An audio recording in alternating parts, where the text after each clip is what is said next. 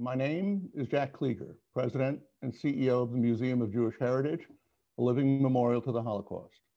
And I'd like to welcome you to the second session of the 21st Annual Fanya Gottesfeld Heller Conference for Educators. We're grateful to the family of our museum's dear friend, Fanya Gottesfeld Heller, of blessed memory, for their ongoing support of Holocaust education at the museum. Fanya Heller was a survivor, a philanthropist, and an author who taught countless students and educators during a remarkable life. She was an inspiration. We all learned from Fanya's spirited dedication to Holocaust education and Jewish learning. Today's program will focus on the topic of art and legacy, bringing together survivors and their descendants, and on a teacher who strives to bear witness through her work with her students. We dearly miss Fanya Heller, and we are honored to remember her with her family. And I'd like to welcome and thank those members of her family in our audience today. At this time, I'd like to invite Elizabeth Edelstein, Vice President for Education, to begin the program. Good afternoon. It's my great pleasure to introduce Joseph Warren, who is the grandson of Fanya Heller. He's a painter, an animator, and a filmmaker. He explores his legacy as the grandson of a Holocaust survivor in his own work. Joseph's work has been exhibited internationally from New York to Los Angeles to Jerusalem. His work is included in the collection of the Jewish Museum here in New York, and he's a graduate of Columbia University. We're honored to welcome Joseph today to speak about his legacy as the grandson of a survivor. Joseph, give me a moment to spotlight you, if I may, and then I will pass the microphone over to you. Hi, everyone. Thank you for that introduction, Elizabeth. Hi from Los Angeles. It's really an honor to be here, and it's with great pride and a feeling of triumph that I can sit here before you and represent my family. Firstly, I want to thank Museum President and CEO Jack Klieger, Vice President for Education Elizabeth Edelstein, and the Museum of Jewish Heritage for organizing this conference and for making art its focus this year. I'd like to express my appreciation to all the educators attending virtually now for your interest in teaching about the Holocaust, and more generally for the essential work that you do. COVID has highlighted just how important your work is, how necessary the structure of a school environment is for the learning and socializing process. Thank you sincerely to Fred and Daniel for participating today. Your art is so deeply moving and powerful, and it was amazing to hear your stories and about your relationship with each other. And congratulations to Miss Torres for her much deserved honor. What an amazing career you've had. I'm so honored and humbled to be here today on this panel with all of you. So a little bit about me and why I'm here speaking to you today. Elizabeth told you a bit about it. But anyway, I'm Joseph Warren. I'm a 30-year-old artist, grandson of Joseph and Fanya Heller, and the son of doctors Jacqueline Heller and Bradley Warren. Anyway, I was born and raised in sunny Los Angeles in an affluent bubble community, thousands of miles from the small Eastern European towns my maternal grandparents, and my paternal grandparents for that matter, fled from. I've lived a privileged life with access to great education and encouragement by both my immediate and my extended family to study and pursue fine art. I had a very close connection to my grandmother, Fanya, and her brother, Arthur, especially in their later years when I was living and studying in New York. There was a time when I'd visit Grandma weekly and we'd often have dinner, drinking wine and getting a little tipsy together over a nice bottle and a good pizza. We'd cover all sorts of topics: politics, philosophy, art, and of course, the Holocaust.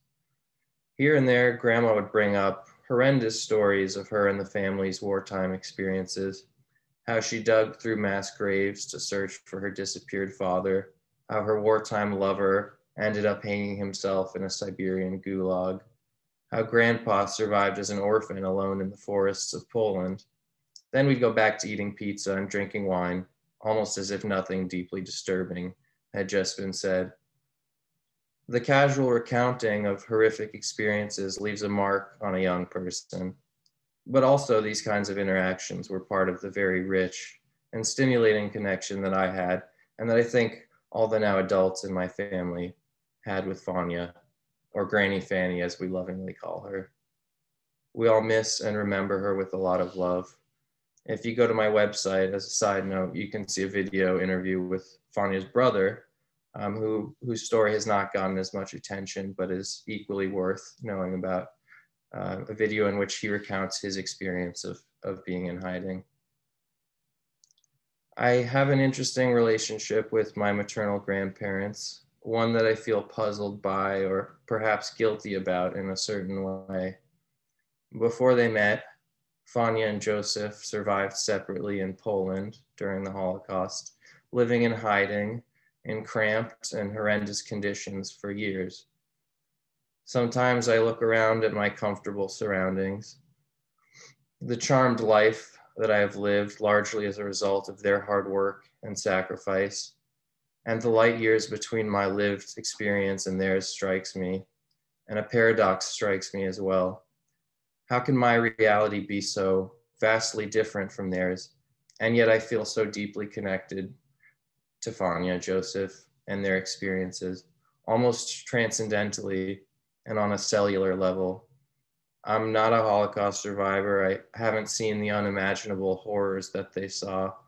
So why do I feel that some part of me was there, that some part of their experience, their profound pain, reverberates deeply within me in the fibers of my being? Perhaps this question relates more to the conference topic some years back, the inheritance of trauma, but it's one thing that's been central to the art that I've made, and a key question that I've and a key reason, that I've pursued art making at all. There are some questions that are best asked and possibly answered visually, some perspectives and experiences which are best shared through visual arts. And I think Fred and Daniel show that very clearly.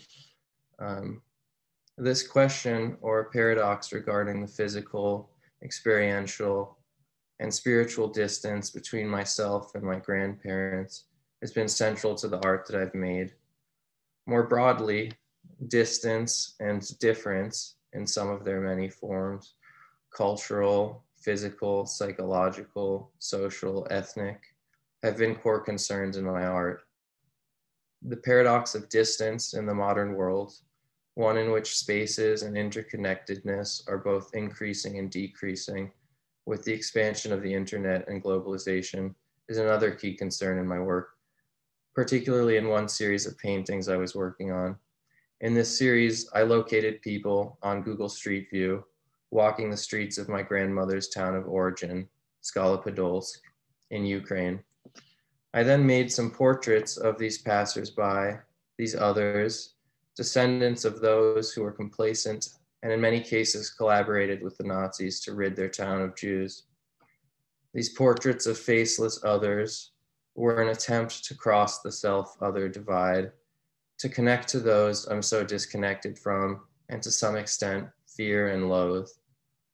I've done these Google Street View portraits of pedestrians in Los Angeles, New York, Jerusalem, and Tel Aviv as well. The intention being that each new location adds some significance to the work. If you're interested in seeing some of these works, you can go to my website. Elizabeth will forward you the link after the conference. Sadly, I'm not the only one whose family has experienced trauma, and Jews are not the only people who have been persecuted. It is and has been an all too common experience, and it seems that other third generation or so-called 3G descendants of the persecuted have a similar feeling of connectedness with their forebears' dark histories. Unfortunately, Homo sapiens are good at fabricating, highlighting, exploiting, and amplifying differences between groups, often for political and economic gain, and the result is usually conflict for power and resources, too frequently taking the form of war. We're also too vulnerable to being traumatized by natural disasters and pandemics, such as COVID. The descendants of those who lived through these natural disasters, or these cruel and seemingly inevitable expressions of human nature, of greed and our inherent biases, struggle with some of the same questions I struggle with, sometimes using art as a means to work through those questions. Hopefully in that struggle for clarity through art, and that search for meaning, we can find a common humanity. Art has the power to unite us, to illuminate our shared experiences of struggle and our quests to find meaning in terror. And with that, I say thank you for listening and for your interest. Please stay safe, wear a mask, and spread love, not germs.